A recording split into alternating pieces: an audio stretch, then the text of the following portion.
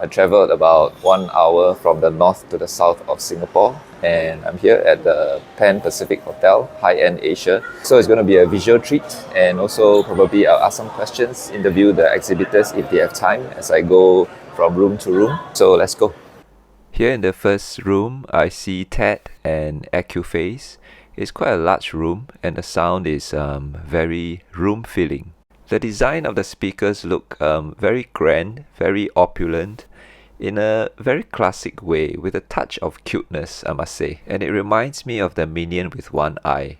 The design of the TED electronics is stark contrast, and I would think that the Accuphase, the classic design of the Accuphase, is somewhat closer to the TED speakers. And at the back, we see huge, thick snakes, connecting the electronics to the speakers. So what do you think of these speakers? What do they remind you of? Design is very subjective. It's as subjective as much as the sound. So everybody has a different opinion about the sound they hear and the preference that they like. And for me, this is a very room-filling sound with a very massive bass, if I remember correctly, as this is my first room and I went through hours and hours of many different rooms.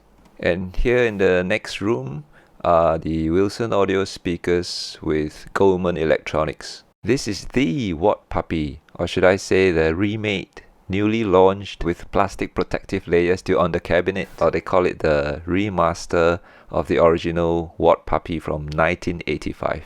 It gets pretty loud in this room. Someone must be very excited about the new launch and cranked up the volume, and someone was asking why did they set it up to be so bright. The top end does have this brightness, especially in parts of the song when it's loud, but it also offers details in the quieter parts. Anyway, just to clarify, everyone's ears are different. What may be bright to some may not be to others. But for me, the brightness could be due to the choice of song. It's a Chinese song playing. It's a female vocalist. Many female Chinese songs are recorded with this brightness and shrill in them. Or it could be the speakers or the electronics are still very new and need some time to run in. Or it could be the room or the overall setup, like someone was asking. So these are some of the common responses that we get when we say, hey, this seems to sound a bit bright. And it needs a bit of fine-tuning here and there. But that's what makes hi-fi audio interesting, isn't it? What I'm more concerned about right now is that my ears are already pretty run in by this showcase. I think I'm losing some sensitivity in my ears.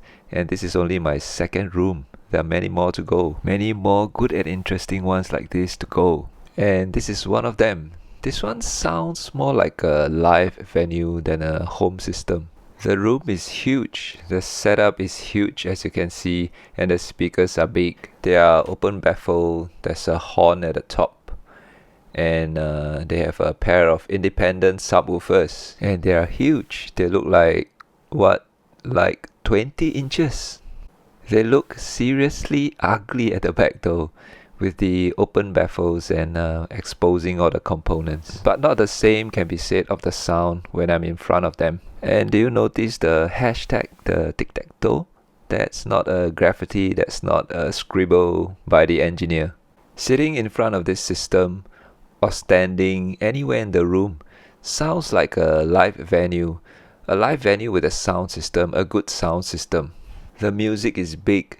The voice is big, the percussions, everything is big about this. Overall, it's kind of effortless, bouncy. There's a bouncy character to the percussions, and the voice and instruments are rich and big.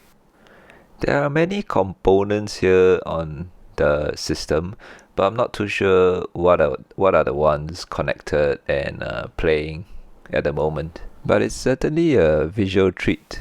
Nagra equipments are always so beautiful, so nice to look at with all the knobs. And the hashtag is not a graffiti. It's the logo of the brand. Okay, now who can resist these neon blue lights and tall, mysterious looking speakers like this with countless number of drivers? Seriously beautiful materials and craftsmanship. And a VU meter that doesn't get any bigger than this, not even at the power station where we get our electricity. The top view reminds me of a diesel locomotive. Looks really good. And all the cables, they just look amazing. And do you think a hi-fi system should look as good as it sounds? Is it important? And does the quality of cables make a difference to the sound? What do you think? These BMWs are in the same room, but it's a shame that they are not hooked up. Also, marvelous materials, construction, engineering, craftsmanship, and sound. Okay, so that was the first of 3 floors. Lots of big systems here, and right now I'm going up to the 23rd floor and as well as the 24th floor.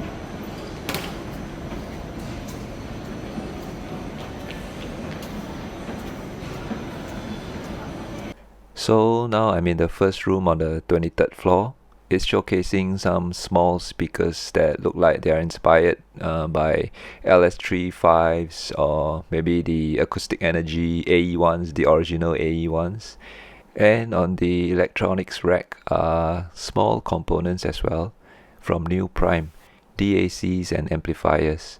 And I bumped into the CEO of NuPrime over here. His name is Jason. And I had a little interview with him. If you want to watch the interview, you can check the link in the description. And also to continue watching the second part of the tour, the link will also be in the description.